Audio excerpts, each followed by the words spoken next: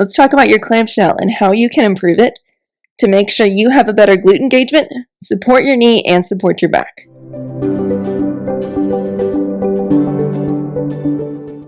My name is Liz.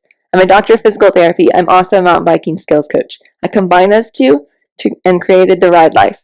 It's my online program for women mountain bikers. Check it out in the description below and keep watching for how to do the clamshell right.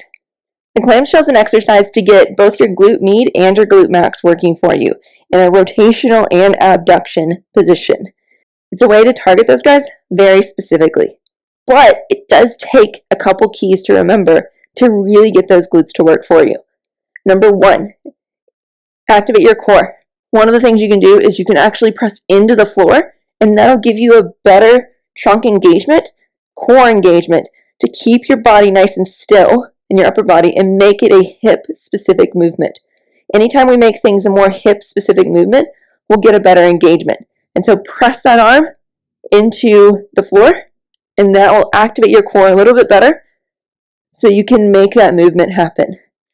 Number two kind of goes into number one, but it's making sure you don't drop that hip backwards as you're raising it, making it a low back movement. Sometimes it's harder to tell than others, and so using a prop like a foam roller behind you to make sure as you're raising, you're not moving that guy and you're making this a hip-specific movement.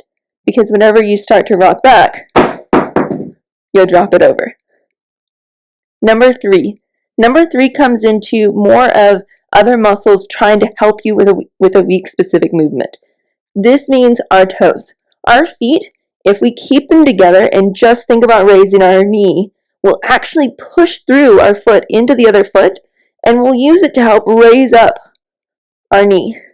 And so bringing that toe with you to give you that full range of motion and to help you actually use your glutes without pressing with your toes will help you to engage and use your glute even more.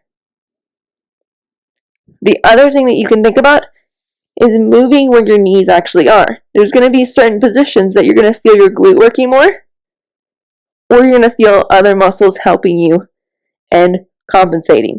The one muscle that we don't want to be using is our TFL, or our tensor fasciae lata, and that's more on the side front part of our hip, and it can kind of pull down the outside edge of our quad. That's a cue that you're not using your core enough. Kind of tuck that tail a little bit, and then you'll really get a better glute engagement. Or think about moving your knees either up or a little bit down to give you that engagement and that control. I hope you enjoyed these quick tips on how to improve your clamshell to get a better glute engagement. If you liked it, subscribe. I'd love to hear other tips and tricks that you've done or that you've heard that's helped you with your clamshell to do it better. Comment them below and check out some of my other videos. Cheers, y'all.